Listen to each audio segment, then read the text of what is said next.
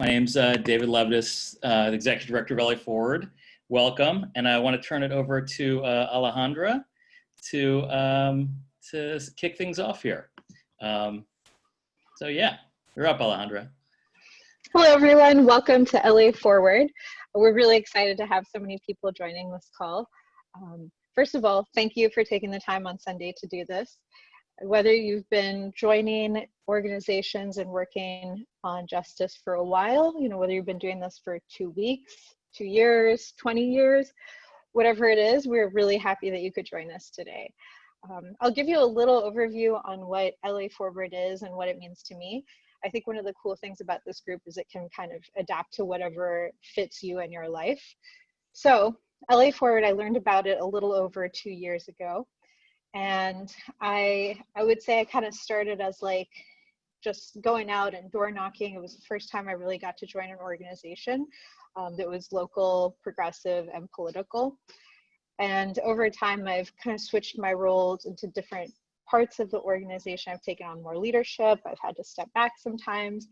Whatever it is, it always adapts. I can make it adapt to what I need in my life. So that's one of the things I really like about LA Forward. I think last year around this time, so I moved to LA 2 years ago, and around this time last year, I personally started feeling really frustrated with the way the city worked / didn't work. So I find that being a part of LA Forward for me is a really good place to meet people who are actively involved in trying to make a change. And like I said, it can ebb and flow. Some days for me, that's more work. Some days that's kind of taking a step back and self-care. But either way, I feel like LA Forward's always really welcoming and I can find my place in it. So that said, I will give you a little bit of info on what the organization does, especially if this is your first time. So LA Forward is a local progressive group focused on political organizing. So while there's a lot of national campaigns happening and sometimes we tap into local versions of it, we really try to focus on what we can do here in LA to make a difference. So 3 of the ways we operate. One is we have teams that create guides, and those guides reach thousands of people. So if you haven't heard of them, the guides are things like a voter guide that gets distributed before the elections. It gives folks an overview of what's on the ballot here in LA, the deep dive into it, and it'll give you a quick summary of what we suggest to vote on for X, Y, and Z things on the ballot. So that was actually one of the first ways I've heard about LA Forward. I knew the guide was coming out, and I found that really helpful, especially being new to the city. Another guide that we make, and Shula, who's on the call, helps to lead, is the climate guide. And I know it's had its own twists and turns this year with the changes we've all been through, but that's a really awesome guide to be involved in if you're interested in climate work. We also have digital activism that drives thousands of emails and calls to electeds and person-to-person work. So an example of that is I'll receive an email from LA Forward, and it will detail exactly what I can do that day or that week to take action on an issue. I've gotten some recent ones that help me really stay involved with the Black Lives Matter movement, and it tells me, like, you can call these people, here's a sample script. And personally, I've found that really empowering because I'm still pretty new to this whole process, and having that framework helps me feel more focused and more empowered. And finally, so I've been mentioning a couple of things we do. Overall, the way LA Forward works is there's several different subgroups that you can join or you can lead. We have groups that work on housing, climate, obviously the guides, and now today, obviously, we are talking about neighborhood organizing. So it's really a self-starter type of team. If you find something that you're really excited about, David really makes space for all of us to take it on and lead it in the capacity we can. But if sometimes you need to just be a foot soldier and join a group, that is really cool. I really appreciate it because I always learn something and there's always an action to take. So with that, feel free to reach out to anybody on the LA Forward team if you ever have questions or want to learn more. Hopefully today is a good intro for those who are still pretty new to the group. I'm going to go ahead and mute myself and pass it back to you. Great. Thank you so much, Alondra. Want to give a chance for some quick updates before we dive into the heart of this meeting. Want to give some updates about what Alejandra talked about from some of the people who have been leading. So first going to turn it over to Cassidy to talk about some of the guides we've created most recently for a minute. Yeah, thank you. So I'll make it really brief, but there's been an amazing team at LA Forward that has been creating some COVID-related guides. We kind of jumped in March, but these are things that we've constantly been updating. So in the past week and a half, we have 3 guides. We have one for the financially vulnerable, one for mental health guides, and one's for parents and families around COVID-related issues, but also just resources in the times that we're living in. So in the past week and a half, we've updated our mental health guide to be more inclusive and create more resources, especially for the Black community and people of color. So mental health resources there. We also have updated the financial guide to include more resources for our trans and LGBT brothers and sisters. And then there's a small subgroup of us that are working right now on what essentially is a hyper-local criminal justice guide to kind of helping us understand how we as an LA community got to the point where Black Lives Matters and others are requesting defunding of the police and prosecuting killer cops, kind of where we got here locally, and what we can do to help these other movements change things. And so that we're hoping to be releasing soon. That's just a quick overview of what we've been doing in the past couple weeks. Great, thank you so much. So now I want to turn it over to Lulu Mickelson to talk a little bit about mutual aid and what we've been up to there. Awesome. Hi, everyone. My name is Lulu, and I've been working with an awesome group of mutual aid LA Forward volunteers. When the pandemic started a few months ago, we knew that even though we do a lot of policy work as LA Forward, that policy and even philanthropy wasn't going to act fast enough to serve the immediate needs of communities. And so we decided to try and figure out how we can provide support for local leaders running really incredible mutual aid efforts across the city to try and both build community power, but also address folks' immediate needs around food and other concerns that were coming up with the pandemic.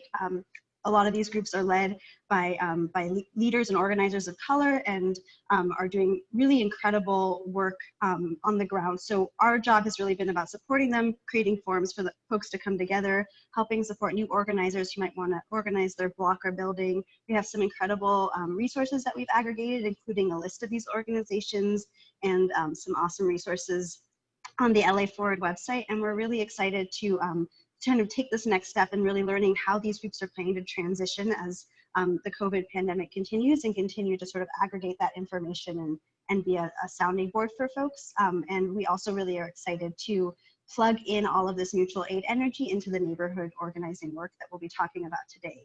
So invite you guys to learn more on our website, and I'm excited to be here. Thank you.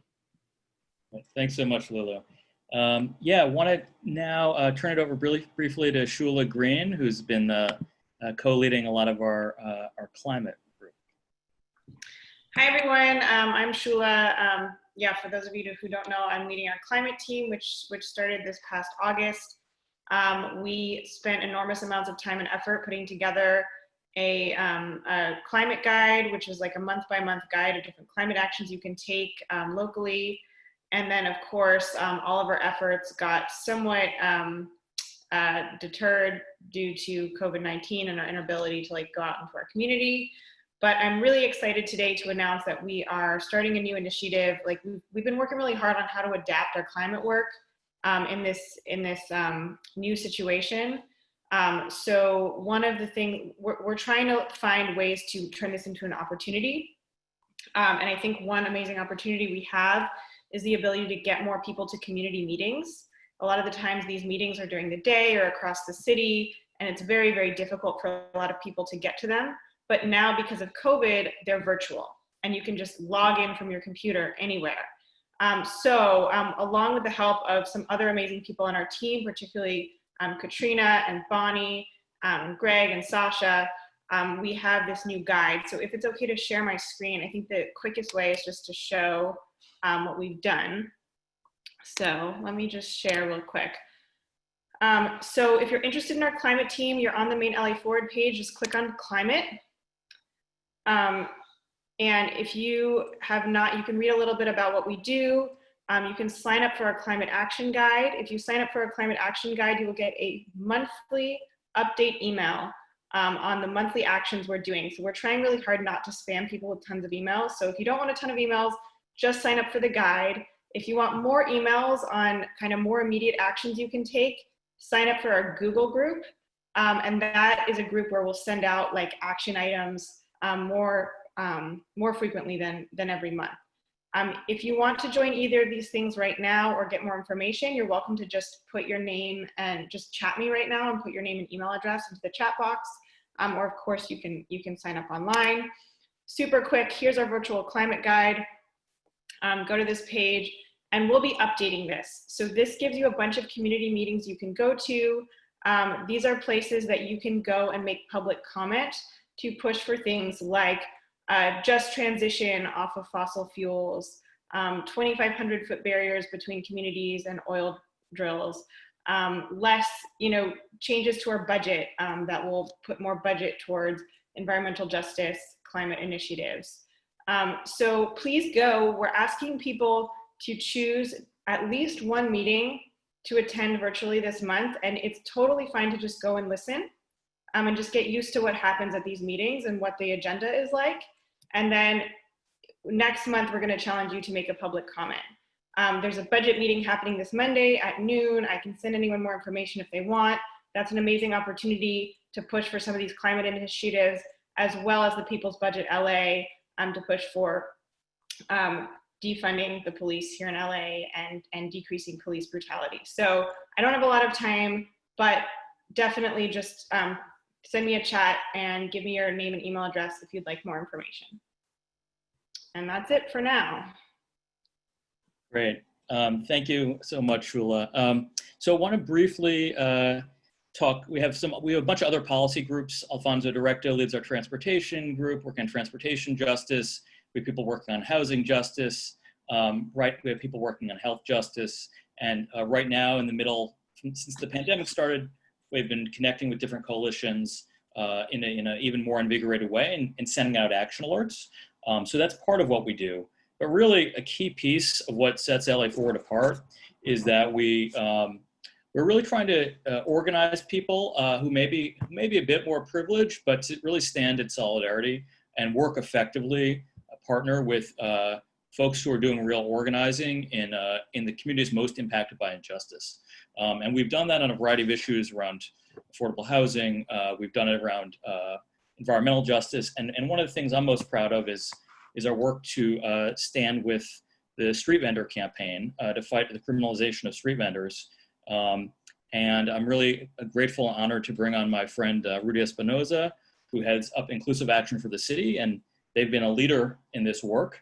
And he's going to tell you a little bit about how criminalization has happened and the efforts to fight back, and really what that shows us about how power and politics operates in this city, and what we're going to need to do, why this neighborhood organizing is so important. So he's not going to talk about the neighborhood organizing, but I really invite him to share with us, what's the situation, and just how can we learn from what we need to do to fight back. So Rudy, take it away. Hey, everybody. David, thank you for inviting me to be here. And I hope, forgive me if anybody has heard this story before about the LA Street Vendor campaign, but David asked me to come speak about the criminalization of street vendors. And I'm really grateful for the invitation because I see the work that we've been part of with street vendors as part of the broader work that's happening right now around the violence that our communities face. And so I work at an organization called Inclusive Action. Inclusive Action does two big things. We do policy research and advocacy, and we also administer economic development programs. We have a big microloan fund that provides capital to entrepreneurs, low interest loans, and business coaching.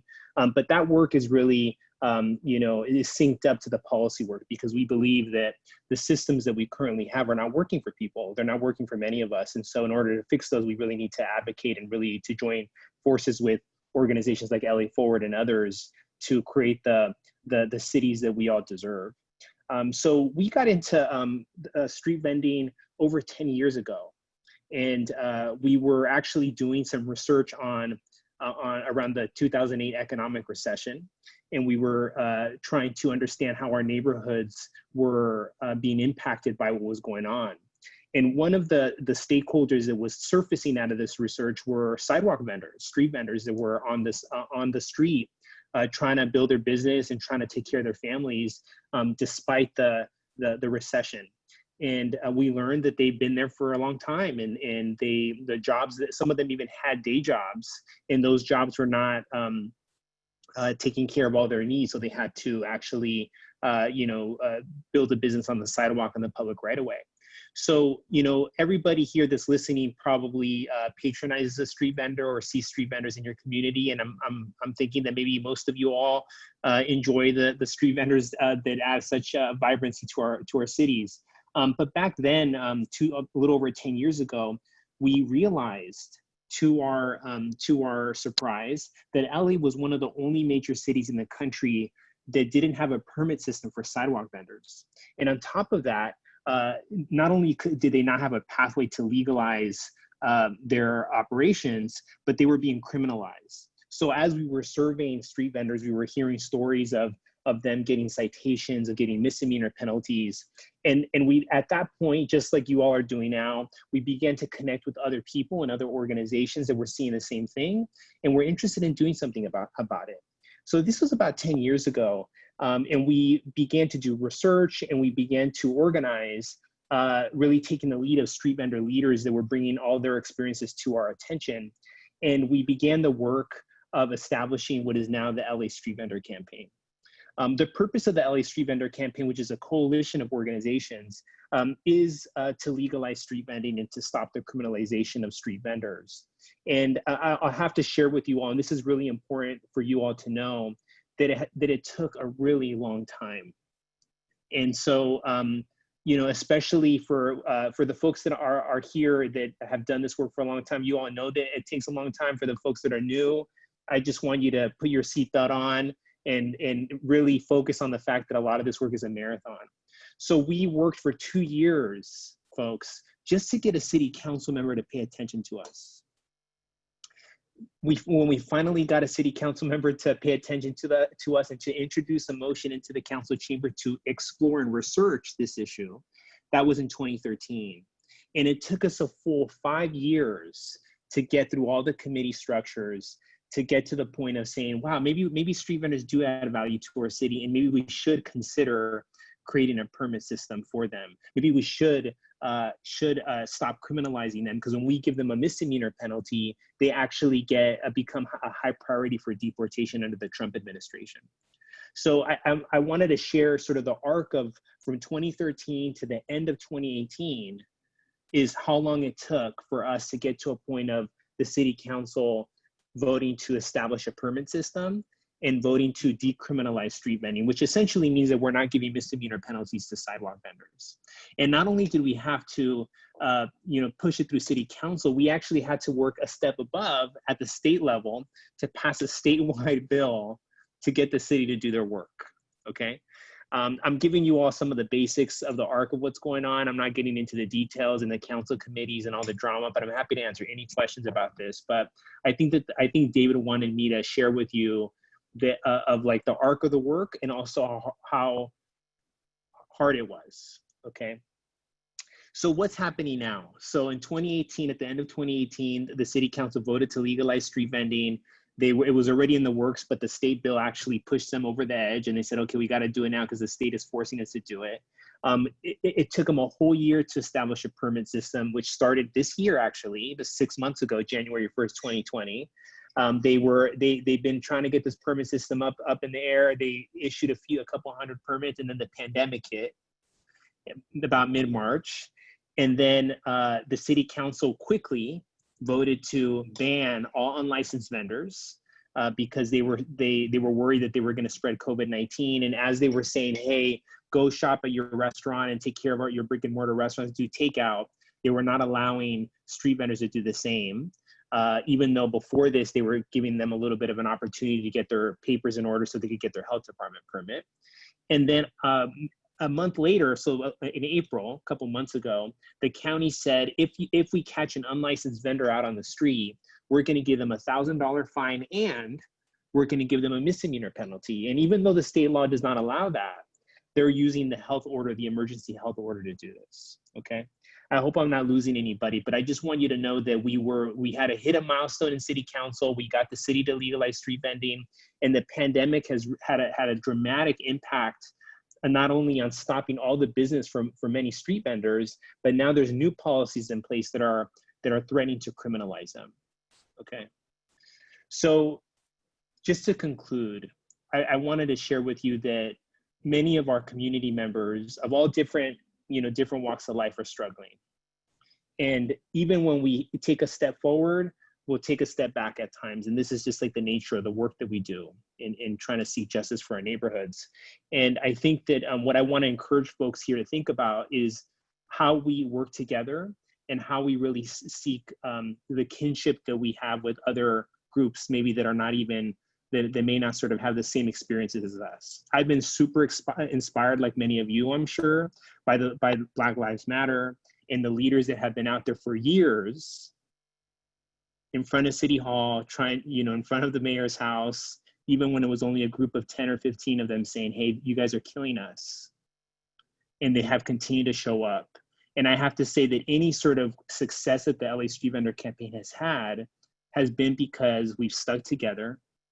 We've been, we work with organizations like LA Forward and David. David's been a longtime ally, and we will not give up, and we'll stick together and we'll keep pushing. And I don't know about you all, but for me, even entering this call today, David, I'm kind of tired. There's a big meeting happening tomorrow, and we all got to be listening to people's budget at 10 a.m. and the budget committee at 12. And I want to just share with you all that they want us to get tired. There's all these tactics. It took us so long to get to decriminalizing street vending because they were trying to tire us out. They're like, let's just get a report back and maybe in 6 months we'll hear about this. And they didn't think we'll keep showing up, but we have to. We have to. And so we are continuing to fight alongside our kin in defunding the police, because similarly, they're investing a lot in citing vendors. Just my last stat of it, and then I'll stop here, is that last year when they legalized street vending, they invested $350,000 in education for the whole city, and they invested $8 million to enforce, to put money into the Bureau of Street Services and their gun-toting, law enforcement officers. $8 million to them, only $350,000 to educate street vendors about the new system. This has been going on for a long time, and what's required of us is that we step up and not give up. So happy to answer any more questions. I work at Inclusive Action. You could find me through David, because I'm on calls with him almost every day. And I want to encourage you all to stick together and don't give up, because they want us to give up and we just can't. Yeah, thank you so much, Rudy. And if you have questions for Rudy, feel free to put them in the chat. So what Rudy's talking about, it's a microcosm. It's such an important issue. And it's a microcosm of what happens on so many issues. And we see this, where justice is not being done, and it's happening along racial lines and class lines. The people who get their way in City Hall tend to be wealthier and whiter, and business interests and special interests like the police unions, and then the people who are working hard every day, making this city work, are thought of last and are criminalized and really not prioritized at all. And so, we're really here to change that. And we're here to change it. I'll talk a little bit more about the vision, but we've been mobilizing people to take action. And today we want to talk about what it looks like to organize people to stay in this for the long haul. But first, I want to give you all, one thing in organizing that's really important that keeps people in for the long haul is developing relationships. None of us can do this on our own. This is a collective work. We need people to support us and hold us accountable. And so it's really important. Godfrey will talk a little bit more about this, about the practice of getting to know each other intentionally. But I want to create some space for people to do little breakouts. So, like we would in a normal pre-COVID era, chance for people to actually get to know each other. And so I'm going to post some questions in the chat, and we're going to break you out randomly into breakout rooms of 4 to 5 people. And so when you're put into a breakout room, say accept. We'll do that for 8 or 9 minutes, and then we'll come back and then get right into the heart of the agenda around what is neighborhood organizing and what is our vision for it. So there are the questions, and now Sasha will break us up into groups. And so, yeah.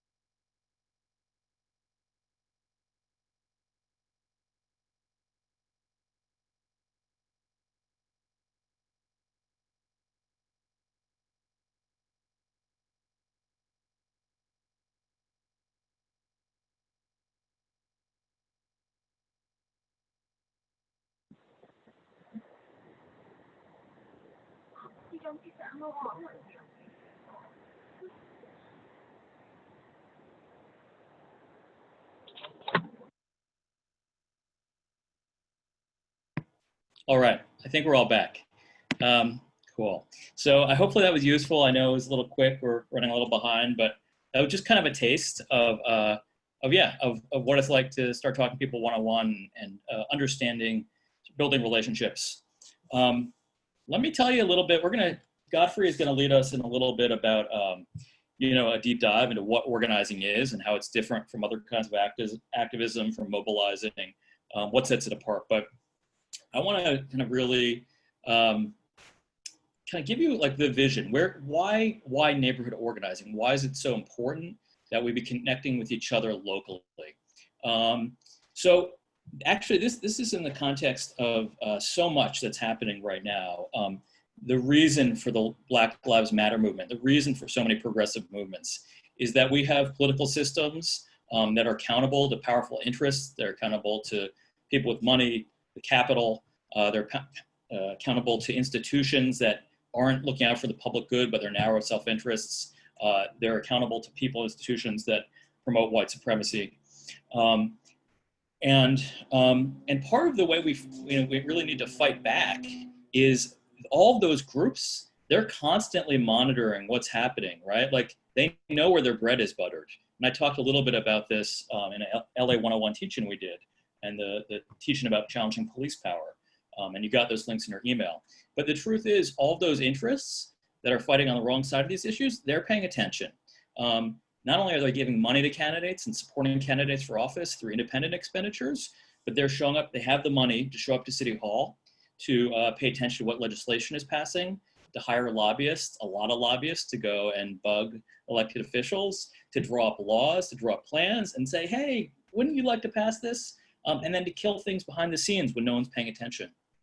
And for ordinary people like us, for people in social justice movements, and particularly people who are, working class, who are working 2 or 3 jobs, who are marginalized by society because of their race or class or gender, sexuality, it's really difficult to pay attention.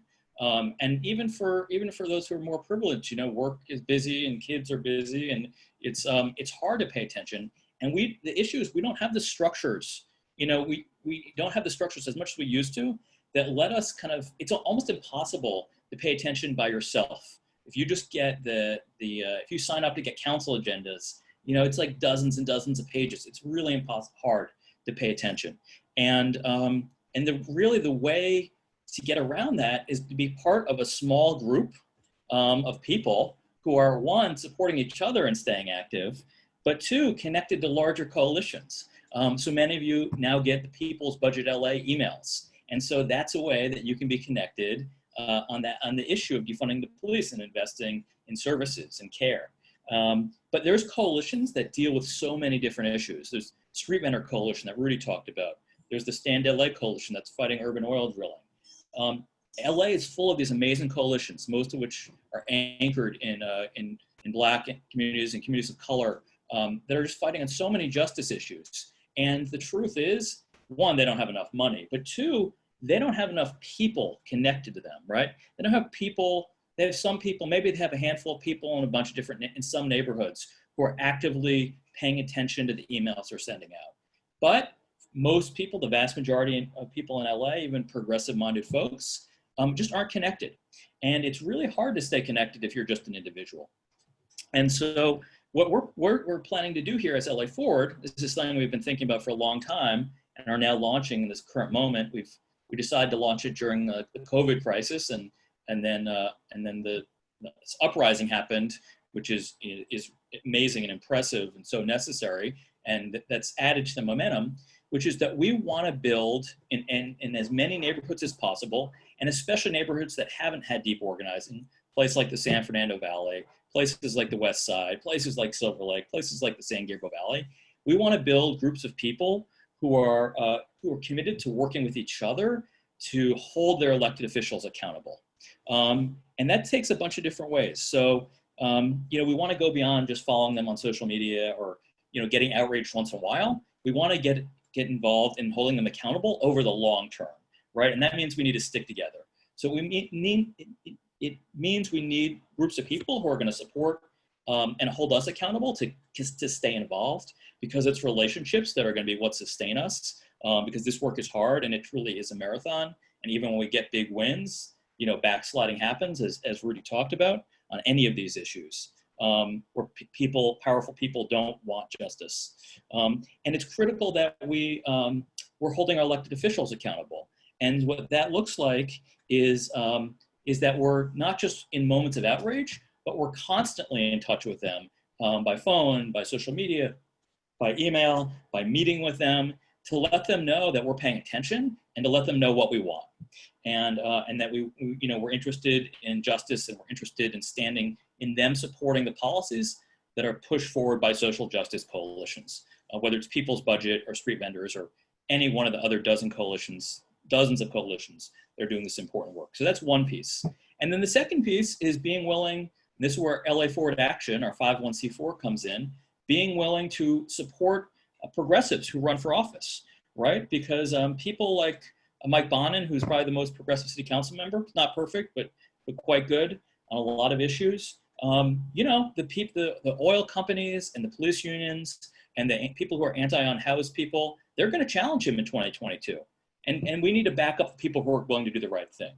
We have to get angry and try to vote out people who are doing wrong, but we also have to show up for the people who are doing right, who are trying their best.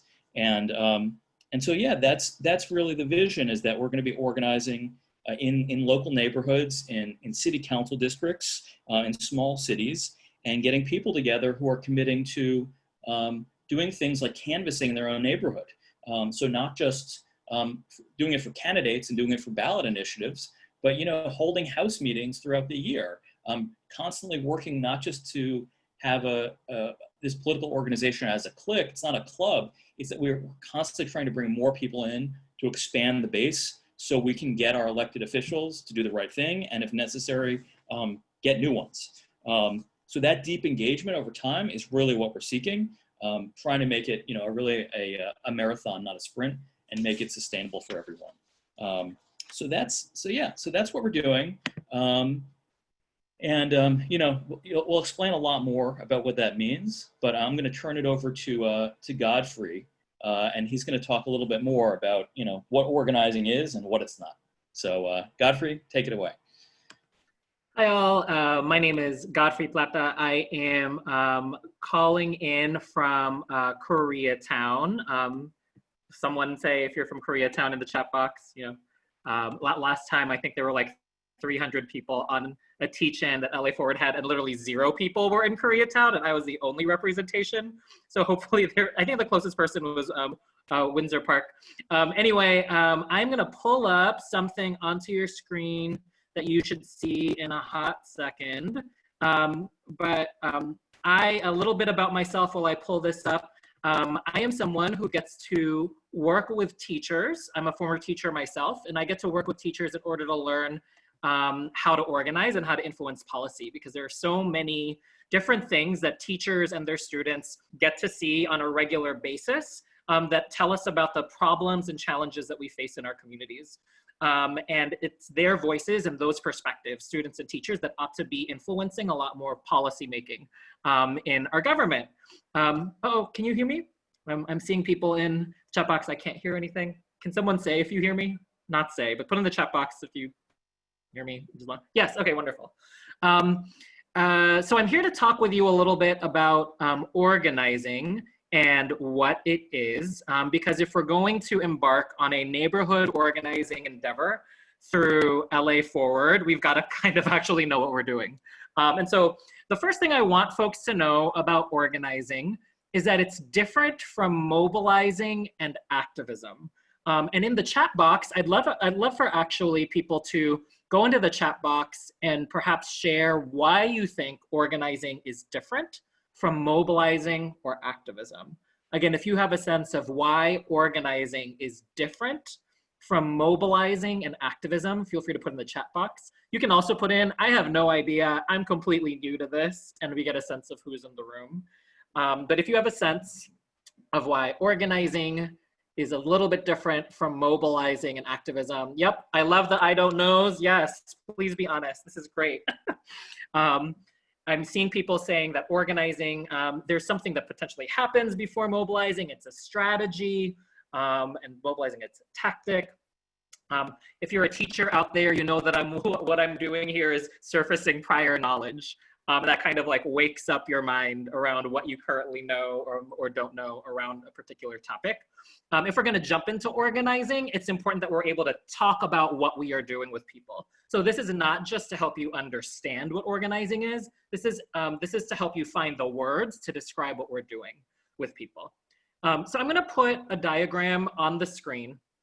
And this diagram is a way in which we can think about how power is exerted in our communities in general. So on this diagram, you see 3 different blue ovals kind of on here, not really ovals or, you know, rounded rectangles. But on the top left, you see a public sector segment. On the top right, you see the private sector segment. And on the bottom, you see the civic sector segment.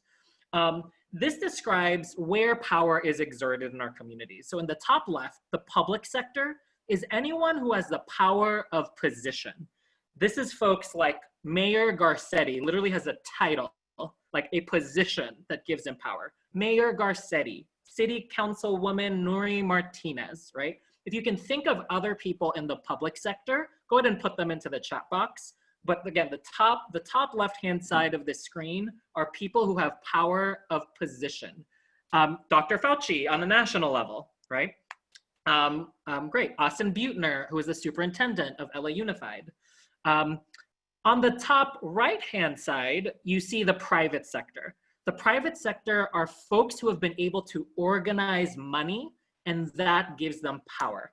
These are folks like Zuckerberg, for example, or the Waltons, right? Like organized money, Broad, of the Broad Foundation. If you can think of anyone else in the private sector, feel free to put them into the chat box at this point as well. But those are 2 different sectors that I want to point out that exert power. You see that there's an arrow between those 2 sectors, right? That arrow connotates or denotes the connection between them, right? Like there are private sector individuals who have brought together a lot of power in terms of money and give those donations to the public sector folks as they run for office. And we also know on the back end, sometimes what we see is those public officials end up giving contracts, grants, or help to ensure that the folks in the private sector continue on building their power. And so what we see in terms of our communities is the public sector in the top left and the private sector in the top right exert a lot more power too often than those of us in the civic sector. The civic sector is that other blue circle at the bottom of this diagram. This is where our families are. This is where a lot of our community organizations are. And when the public sector and private sector are exerting more power, that means we have to be able to build more power to be able to stand up toe-to-toe with them. And so this is where mobilizing, activism, and organizing come into play. It's our reactions to be able to act on our power as the civic sector. So let's start with mobilizing, first of all. I think lots of people have probably been very mobilized in the last couple of weeks. Mobilizing is when folks in the civic sector take specific action in order to get the public sector or private sectors to do something. So this week, for example, people are asking us to call city council tomorrow and on Tuesday. Tomorrow, we're supposed to be calling city council or sending emails to city council or doing public comment for city council so that they defund LAPD funds and instead fund housing or services for the unhoused, or fully fund the ability for us to protect workers and wages for workers in Los Angeles. That's what we're defunding for, to be able to like push money into these other services. That's an act of mobilizing. There's a specific thing that we are being asked to do tomorrow. Sometimes we get mobilized toward the private sector. I think earlier in the pandemic, for example, there were lots of calls to boycott, right? like boycott Amazon or boycott Uber, Lyft, or boycott, what's another example of another boycott? Lots of boycotts.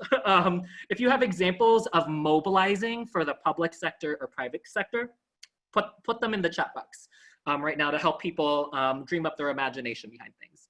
These are all acts of mobilizing because they are one time and you can check off a win. Did you get it or did you not get it at that point? This is different from organizing. Yes, Bon Appetit and Starbucks, don't get me started. The other word that we often use is activism. Activism and mobilizing can go hand in hand. Sometimes activism can look like me posting things on social media. And maybe me posting things on social media have a direct ask, like call city council tomorrow. Or me doing activism could also just be me talking to other people in the civic sector. It could be me reposting something on social media saying, hey, Starbucks banned Black Lives Matter gear from their baristas, right? Like that could be a form of activism. I'm like spreading the word without necessarily mobilizing others toward a specific ask. That is a form of activism as well that's sort of like facing inward. Here's what's different about organizing. Organizing is about making the civic sector stronger and stronger and stronger through the act of building relationships so that we can actually exert our power on a more regular basis and be at the table for all things, not just one issue, one win at a time. What we're trying to do is get so deep and strong in relationship with each other that we get invited to the table before any decision gets made about anything for both the public sector and the private sector. It doesn't take away our ability to mobilize it all, because there are still going to be ways in which we need to hold our public sector and private sector individuals accountable. But at the end of the day, organizing is not just about an issue that is specific. It's not about a win that is specific. It's about strengthening people power through relationships. If you want another visual, here's another visual that I think can be helpful for some folks. If we are the little fish, and if we're usually sort of like the top image here of like a big fish pushing us in a particular direction, instead, organizing allows us to literally get organized and chase the big fish in the direction that we want, right? And that takes the power of organized people. I know this personally because, actually, let me like pause here. I'm gonna share a personal story in a little bit, but in case you are now like a definitions and words person, take a look at this definition of organizing on the screen. I'm gonna pause for about like a minute so folks can sort of reflect. And if you're in the chat box, feel free to put down any reflections or things this is making you think about.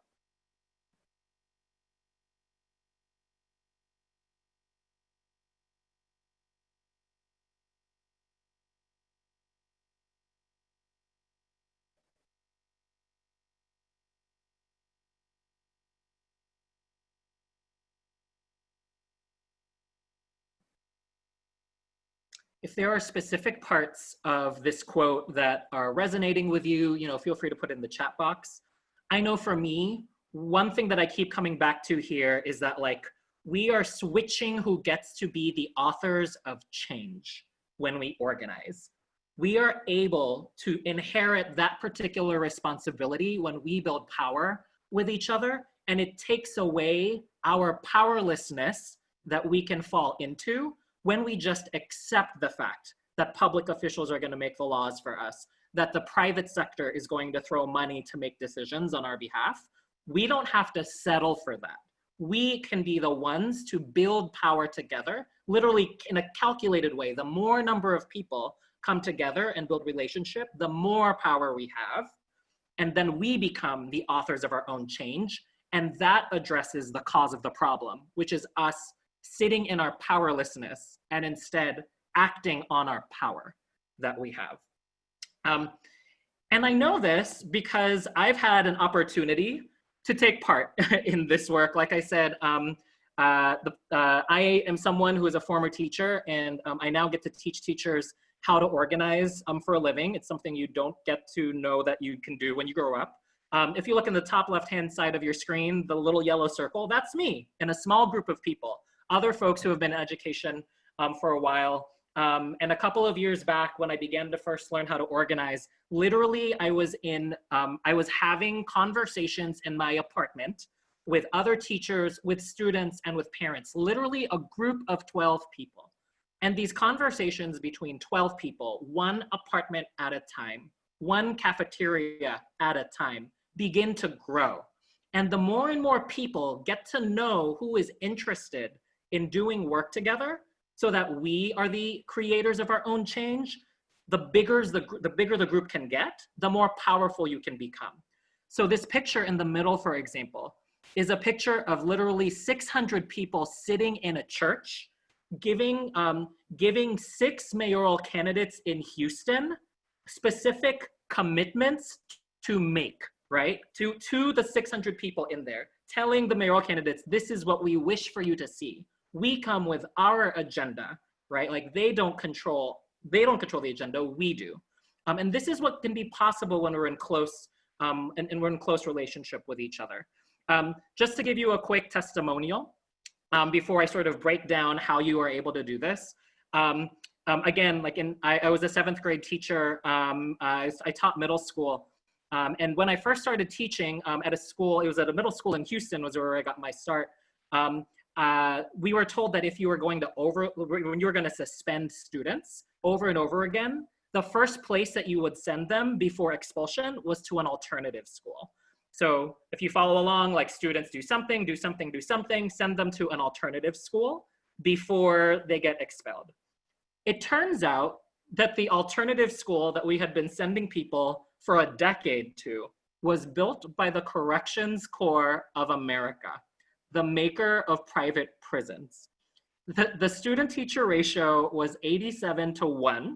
Teachers did not need to be certified to teach there. So literally, we were just sending students to this facility that none of us really had our eyes on, until we started to have conversations with these students and teachers and parents who were impacted by this particular decision that we as teachers were complicit in for year after year after year. And within 1 year of having these conversations and then having conversations with decision makers, administrators, et cetera, we were able to divest from the $11.9 million of taxpayer money that we were paying to keep this facility open.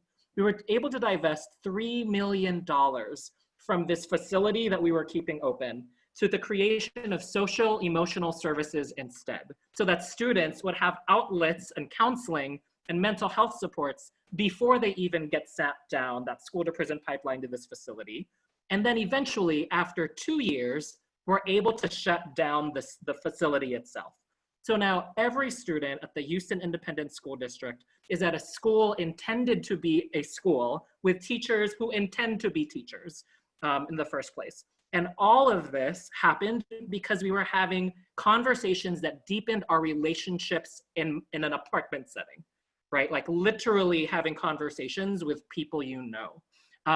This is how it begins. You can actually start doing that work with LA Forward in the coming weeks, to be able to build relationships that you don't know what they're able to change in our communities. So the only thing that I want to share before I begin to pivot back to David is there are 2 first steps that we're going to help lead you through as LA Forward members and members of our community to begin the organizing process. Again, because we want to deepen relationships, the first things we need to do are have one-on-ones or potentially bring people together into small group meetings called house meetings. I put that in quotes because right now, I don't think it's a safe idea for us to be at each other's houses, but we can be on Zoom with each other, right? And still have conversations with each other and get to know each other. So to build relationships and trust, the first steps that we will implement over the next few weeks are one-on-ones and house meetings. I'm gonna share a little bit about each of these things. And then at the end of this, you're going to decide how you want to take part in this. You as LA Forward participants right now. So again, just for the visual folks, I like to make, again, this is maybe the teacher in me, I like to make sure there's some sort of visual. Imagine that you are the person at the top of this pyramid right now, the person in blue. What we're going to embark upon over the next few weeks is for folks on this call to begin calling up other LA Forward participants and members in their neighborhood to get to know each other on the phone or on Zoom or on Google Meet or whatever, whatever your preference is. But the idea is you want to start building connections with each other. And then once you are able to build connections with a couple of people one-on-one, you're going to start bringing those people together. This second layer right here with the blue person with this small group of red folks. This image is supposed to signify bringing people together, and within that space, deepen relationships within each other. Now, not everyone is going to stick with organizing, right? Like some people don't have time for this, won't make time for it, won't really get it, it's not their thing. That's fine. But the point here is that you're deepening relationships and surfacing people who are going to be interested. And eventually, the people at your house meeting, this small group meeting, can then hold their own house meetings, right? And that's where you see this third layer here of people in deep relationship with each other. And eventually, our hope is that your neighborhood becomes a group that is as strong as this bottom layer here, people who are in connection with each other. And then across LA, through LA Forward, we're in connection with each other. And we can influence future elections where we need to. Because we know that a lot of our decision makers right now are acting a lot more for profit and protection rather than people. And so this is sort of like a visual of where we are headed. But again, step one is going to be one-on-ones first. And one-on-ones are going to be a meeting between you and one other person. It's usually around 30-ish minutes, but again, on the phone, that might be a little bit different, especially during the pandemic. But the idea is that you're reaching out to folks who you either know already or don't know to build relational trust and get a sense of who each other is, to make each other interesting to each other, so that if you have an ask to come to a house meeting, they might say, yes, I want to meet other people in the neighborhood. A little bit about like what a one-on-one meeting usually is in organizing. You'll see this chart here on the screen. What we're not looking for is just chit chat. This is not like how's the weather on your side of town. This is not, hey, let me read this script verbatim for what LA Forward wants me to sell you. This is honestly about getting to know each other. It's a lost art, especially in a pandemic. So what we're going to do, again, is toward the end of this call, we're going to ask folks to raise their hands and say, like, I want to try some of this. I want to try reaching out to a handful of other LA Forward members and building relationship with them, so that way we can turn to each other when we need to and potentially come together in a group setting. Step two, after those one-on-one calls, are house meetings. And again, house meetings are small group gatherings, typically between 8 to 12 people. If you have many more than that, you can always break out into breakout groups on Zoom. But typically this is an hour, hour and a half, so that people can talk to each other about who they are, why they think this is important to meet people, but also what's on their mind in the community. What are the things keeping them up at night? And the purpose of these group meetings that we hopefully will eventually get to is to be able to begin building trust and potentially build a team of people for your neighborhood. And that team can work on whatever makes sense for that team to do, right? LA is incredibly diverse. There might be things that impact Culver City that don't necessarily impact the Southeast LA cities, right? And so we want to make sure that that this organizing effort is neighborhood based, so that you can actually act on things that impact your neighborhood, and at the same time come together as a fuller LA to work on common interests across LA. So that's where we're going as well. So again, where we're going is one-on-ones, house meetings, and eventually, depending on the interests of these different teams that we bring together, you'll perform research around opportunities to act in your area. You might take action on local public officials, all the while building and deepening relationships. And again, it looks like this at the end of the day. I think that's all that's a lot that I've just shared. So I'm just posting some like process questions here in case they're helpful for people who need to process either in the chat box or just for yourself. But like, hopefully you're coming away knowing something a little bit new about organizing as a result of this. Maybe you've been involved in this before. Maybe there's something exciting to you about this. Maybe there's already something you know you want to do as a result of this. So I'm going to pass things back to David to move us forward. Thank you. Yeah, and if folks want to, feel free to write answers in the chat to these questions. That's if you want, feel free to do that. I realized I forgot in my excitement to get to Godfrey. I forgot to ask two of our longtime members, Emily and Sasha, to talk about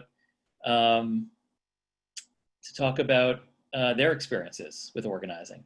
Totally forgot to do that. So I want to turn it over to them briefly to do that, and then we'll talk. Then we'll ask you about next steps. So Sasha, you want to start? Sure. I think I'm on two screens, so can everyone see me and hear me? Yeah. Okay, great. Thanks so much, David and Godfrey. That was great. So I'll give just a quick overview of one of my experiences. It was just after the 2018 elections, and I just finished up canvassing with other LA Forward volunteers and was reflecting on conversations I had had. I was thinking about, in particular, our unhoused neighbors and the housing crisis we were and still are in, and how they were all intrinsically tied in with healthcare and the health of people in the city. And from that, I decided I wanted to get more involved in the fight for universal healthcare. So I did what all of you have done today, and I joined a virtual meeting. That one in particular was organized by National Nurses United for Medicare for All. And I left that meeting feeling incredibly motivated. And I signed up for a barnstorm. I had no idea what a barnstorm was. But there I was, and I was getting ready to lead this thing. No real knowledge, let alone experience. And the date was, fast approaching. I was incredibly nervous. That would be actually probably an understatement. I do not care for public speaking, but there I was. And so, the day came, I showed up, and two LA Forward volunteers were there to support me, and I made it through it. And it was great. It was a really, really amazing experience. It was by no means perfect, but it made me more confident and determined, and it ended up being a catalyst for me personally and for what came next. Because it was through that I met other organizers, and a few months later we held a house party together. At that point, the Medicare for All campaign had kind of changed tactics and was looking to get resolutions of support for the new, at that time, Medicare for All Act of 2019 to be passed in cities and counties across the country. So myself with three other organizers, we got together and we brainstormed this new approach. And I was able to use my experience with LA Forward, and combined, we decided the best course of action was to go to neighborhood councils and speak directly to communities in order to get resolutions passed. So we reached out, we joined meetings, we let people share their healthcare stories, and we made some incredible relationships throughout. And within 2 months, over 20 different neighborhood councils made resolutions and sent them directly to their city councilors. It was incredibly exciting, and it worked. President Herb Wesson submitted a motion in support of Medicare for All, and then we were there, but we weren't finished. We went back to the neighborhood councils where we established these relationships, and really quickly got community impact statements. In fact, we got 11 in just a few weeks sent directly again in support of this new motion. And then a few weeks later, I was lucky enough to be there and give public comment on the day City Council brought to vote and then passed a resolution of support for Medicare for All. It, at the time was, and still is, the largest city in the country to do so. And for me, it all started with just taking a chance and challenging myself to do something I wasn't comfortable doing. I know, we won't always have wins like that, but you got to get out there and got to take a chance. And know, for me, incredibly importantly, you're not alone in doing that. Thanks. Yeah, thank you so much for sharing that, Sasha. And I think it highlights, the importance of this is about leadership development. It's mobilizing. You get 1,000 signatures on a petition, or you get 100 phone calls in. That's great. But what we're doing with organizing is investing in leadership, and we're investing in the leadership capacity of individuals. So we're here to help you grow, whether as a speaker, as a mobilizer, as a relationship builder, and investing in our capacity collectively to lead. So creating structures, whether it's neighborhood organizing committees or regional organizing committees, that allow us to effectively act together. And so we're not interested in power over people, but we're interested in building power with other people to accomplish our goals, to fund police, to invest in people, to care, not cops. So many of these other issues that are systemic and desperately need people like us and everybody as much as possible to be acting. And organizing is a way to act collectively in an effective manner. Well, I'm going to ask for volunteers in a second, but I want to turn it over to Emily Howell Silverman, and if she can share her story briefly. Hey guys, I'm so grateful to be in this space, this virtual space with you today. My introduction to LA Forward came in early 2017 when I actually had a one-on-one with David through a mutual connection of ours. And I didn't know I was in the middle of a one-on-one. I didn't know what he was trying to get from me. He was just asking, why are you coming to this work and where are you coming to it from? So flash forward, and we were involved in a group focused on the housing crisis in the city. And like so many of you know, this crisis feels way too big to handle. It feels overwhelming. It feels so heavy and so complex. So we broke that problem down into a much smaller size, which was what you might now know of as hyper-local organizing, and what Godfrey has done such an incredible job of showing you guys about. The way that I personally came to it was through a brainstorm that we all had, that we would start going to our local neighborhood council meetings as a way in. And part of that was going with Sasha about Medicare for All. And from his success, we felt empowered to do something. And I just want to highlight that while this work, is draining and difficult, it brings, when you start to feel hopelessness, it really brings you the feeling of hope when you're out there with people that that live down the street from you. When you start to feel powerlessness, it really brings you power when you're there with people that care just as much as you do and that share your same space, that know the same problems because you guys live in that really hyper-local community together. So with the housing crisis, by just getting involved and joining my local housing and homelessness committee, we started to make direct service change. We knew we were in the long game for systems change, but we started to build those relationships. And I just want to tell you a really quick story about how that was able to have a really positive outcome during the very difficult times of the pandemic. So we built relationships with local NGOs through this council to get services to our unhoused neighbors. And we built relationships with other direct service organizations like SELA to expand those direct services. We're talking about mobile showers and services, connecting them to social services, right? So when the pandemic hit, we were in a place to shift very quickly and actually provide things that were greatly needed. So for instance, we were able to fill the void of the food kitchens that closed because of COVID. We were able to find the resources very quickly to start getting food directly to the people that were unhoused that we had built relationships with. We had relationships in the mayor's office with their housing and homelessness director to get our neighborhood the services they needed that they were rolling out, showers and hand washing stations, and to know that those were coming in very quickly. And we were in contact, and we were looking at our local shelter that was being converted at our rec center. So on top of that, we were also able to create a relief fund for the community because we had relationships with the school and with other NGOs that could take donations from the community that would be given directly to families and children in need. So all of that relationship building that happened just by joining the Housing and Homelessness Committee through my work with David and LA Forward, that created this whole network of people that I would never have known before and that I would never have been connected to before. And so it allowed us to do something really good and to give back when we were all in crisis. And I just want to stress that, like Rudy said, this is such a marathon, and we're on, my initial goal with this was to find sites to build affordable housing. So we're a long way from that in my neighborhood, but I'm meeting people and connecting with people that are change makers.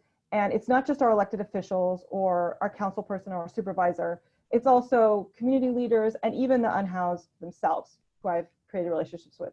So it is very empowering work. And I do want to say that I think if it wasn't for LA Forward, I would never have gotten involved in my Housing and Homelessness Committee. And on top of that, because of this organization, we were able to replicate what was working in my neighborhood, Eagle Rock, with other neighborhoods like Silver Lake, because of people in LA Forward who are on their neighborhood council in Silver Lake. So good things are happening amongst all of this difficult times of the pandemic. And similarly, this all extends into our work on many, many issues. I just want to reinstate what David said, is it's never just one issue. When you're really in this organizing community, you're working on a lot of different issues affecting your neighborhood and the people closest to you. So thank you all for letting me share. If you have any questions, drop them in chat. And I'll sign off, David. Great.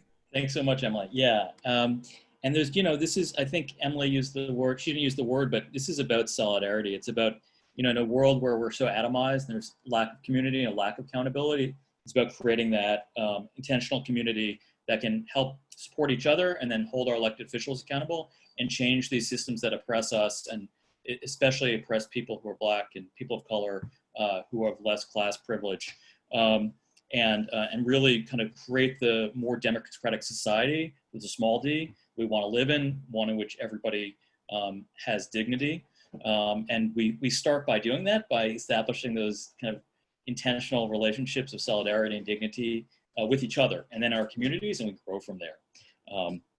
So I'm really, basically like Godfrey said, is for organizing, this only works if you get involved. This is about building people power. At other times, we've asked people for specialized skills to get involved. What we really need now is for as many people as possible to say, I'm going to take the next step, and I'm willing to make phone calls to 15 people, or I'm willing to text 15 people to ask them to come to a virtual house meeting in my neighborhood. Because, it's great to post on social media, it's great to educate yourself, it's great to talk, but if we want to be successful about organizing, about building a really enduring movement, we need to reach out to people. And so Sasha's gonna pop up on screen now, a survey basically saying, poll, if one, are you willing to make calls? So you say yes, no, or maybe. And two, either way, will you commit to attend a virtual house meeting? And we're gonna do that. We're gonna collect your responses, and then we'll follow up afterwards. And our plan is to do a training for people who wanna do that outreach in the next week and a half, and you'll get personal contact on that. And then once those folks who are doing the reach outs we get enough people together in a particular neighborhood, whether it's the West Side or MacArthur, Westlake or North Hollywood or wherever, we'll convene a virtual house meeting, and we'll provide you a toolkit, and one or two people will lead it, and we'll really have a chance to do what Godfrey said, which is build something together, to get to know one another, to surface our common values, our common interests, and our common commitments, and then act upon those, that base of relationships. So please, fill out the chat if you haven't already. I see that only 69% of you have voted. So I'm really counting on you. Let's see, we gotta get, how many more people? That is, all right, it's ticking up, 60 out of 52, fantastic. So I'll just talk for another second. I think Patrice Cullors said, and I'm going to paraphrase because I don't remember exactly, but the gist of it is that the most important thing you can do, whether right now or in the movement for racial justice, social justice, for economic, environmental justice, is to find a group of people who you can work with, change the system, or connect to larger issues. And frankly, I don't care which group you join. I would love for you to join LA Forward. And no matter where you live, no matter who you are, we want you to be part of us, and we're trying to be a welcoming, really inclusive community. But if that's not if LA Forward is not the right place for you, encourage you to get involved with another group, whether it's a small group of people or whether it's another organization, because we're not going to make the systemic changes that we need to. You know, the $150 million we won from the police budget so far is not enough. We need to defund the police far more, but there's so many changes we need to make. We need to prevent the criminalization of street vendors. We need to get health, guaranteed Medicare for all. We need to, build housing that's affordable to everyone, affordable to people who can least deserve it. And the truth is, like I said before, the people who are not working on the side of justice, people who are saying, I don't want affordable housing in my neighborhood, or oil companies who are saying, I want to drill next to someone's house and pollute there, or the police unions that are saying, we don't want any accountability for our officers and we want to keep expanding police budgets. Like, they're very powerful and they're paying attention and they're organized and they have their institutions and their organizations. And we have to be just as organized and willing to put in some time. And so Alejandro said, it doesn't mean you need to be the leader of everything, but it means you need to keep showing up. There's a question in the chat, how do we get information specific to our neighborhoods? So that's going to be part of this process. So we're creating these neighborhood organizing committees for the first time. And we're using a pattern that's been established by dozens, hundreds, thousands of organizations. It's nothing new, but we're doing it for the first time for LA Forward. And so if you signed up to make phone calls, you'll get information about that in the next week. And then in the weeks by the end, no later than end of July, we'll likely have had house meetings in every neighborhood. And that group of people in your neighborhood will learn some of this stuff together. You'll collectively, learn how to do research actions to engage, your elected officials. You're gonna, kind of do research actions to figure out who else is in the community that has power that you can build relationships with and mobilize on the side of justice, and just, learn how to reach out to other people in your community, because this can't be a clique, it can't be a club. We have to constantly be looking, how do we bring more and more people in, and bring them in a way that's meaningful. And so they're not just mobilized once, but that we're building an organization that's really blanketing the city, and has people in every council district, in every county supervisor district, in every city, that people who are willing to work together to hold our elected officials accountable, to forge a community that's paying attention and really cares about these issues. So if you haven't, please fill out the poll. I think we've gotten most of you, but one last chance to do it. And any questions? Yeah, Lauren wrote, people on every neighborhood council. So yeah, that's a great point. So neighborhood councils, if you don't know, they don't have that much power, but they have some money, and the resolutions they pass, get considered by LA City Council members. And so we definitely should be running people to be on neighborhood councils. I was on my neighborhood council in West LA. It was very frustrating. I felt like it was developers on one side, there were kind of NIMBY, anti-affordable housing homeowners on another. And, I felt very isolated, and we want to be getting more people to run for those positions. We want to be constantly getting people to go to those neighborhood councils and getting those councils to pass resolutions in favor of things like defunding the police, in favor of Medicare for all, in favor of all these, progressive policies that we need for everyone to thrive, to really stand up for Black lives, make Black Lives Matter, support that movement, to stand up for environmental justice, for so many different issues, because these issues are all tied together too. They're not, there's no single issue struggle, as Audre Lorde said. They're all tied together, and they all affect different of us in different ways. So we're really looking forward to you kind of joining with us in this community. It truly is. And yeah, and I want to, I don't know, Godfrey or Sasha, you had anything else you wanted to say, or any close out? Just from a technical standpoint, anyone that wasn't able to complete the poll and wants to get involved, I just put my email in the chat. Email me directly, and we'll get you signed up to do so. Yeah, and I'll put my email in the chat as well. Feel free to email Sasha. But anyway, what we'll do to make sure everybody gets this is we'll send an email out to everybody who RSVP'd, and make sure you have the chance to make calls, come to a house meeting. This is the slow part. The protests in the street are critical. The making phone calls tomorrow and the next day are critical. This is the other track. We do both at the same time. We're mobilizing and then we are building these relationships with each other, with our communities, within neighborhoods and across neighborhoods, really making solidarity from like a slogan to a reality, because we need that solidarity, we need that connection and collective power if we're going to survive and really thrive. So that's that. Maybe we can just check out. Oh, let's end the poll so people can see the results. Okay. All right. So the results are, so 52% of people said you'd sign up and make calls, and 37% might do it.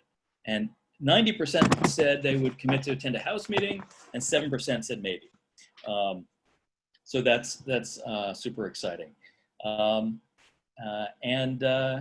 Yeah, I guess I'll leave us, we're at time, but if we could just do a checkout, if you just write in the chat box, like, yeah, a couple words, one word or a few words, a sentence about how you're feeling now, and you can do it, and then we'll be sure to be in touch with everybody who's interested. So thank you.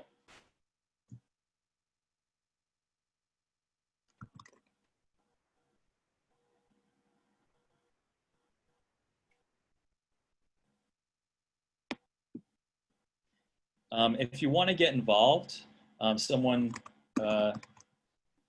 said that you needed to read out loud.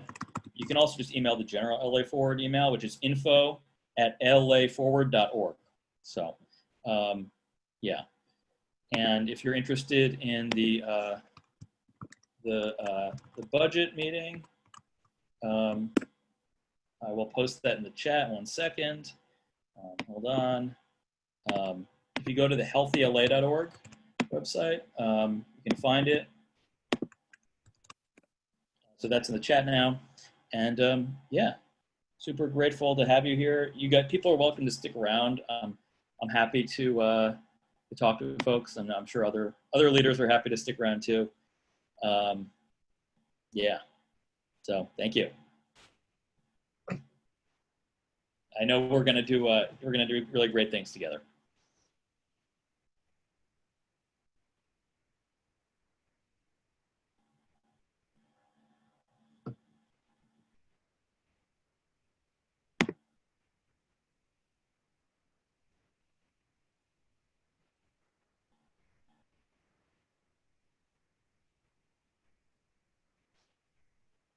So anybody has any questions, feel free to ask.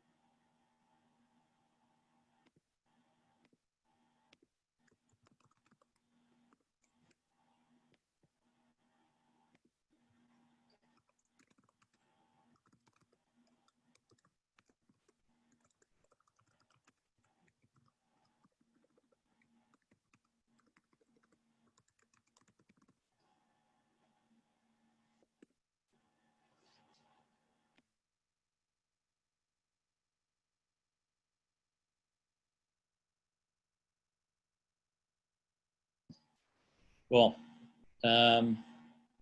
Yeah.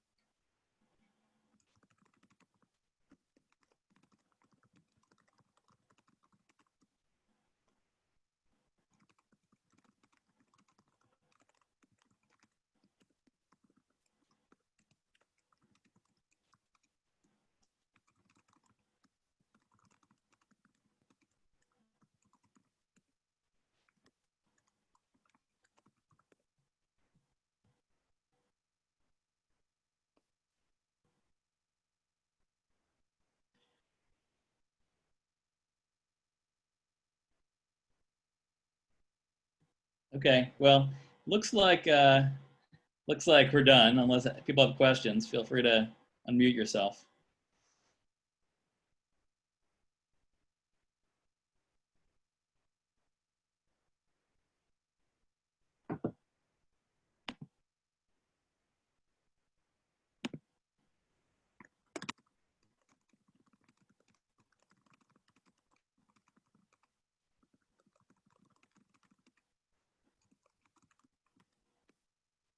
Oh, saying you can't unmute yourself. Okay.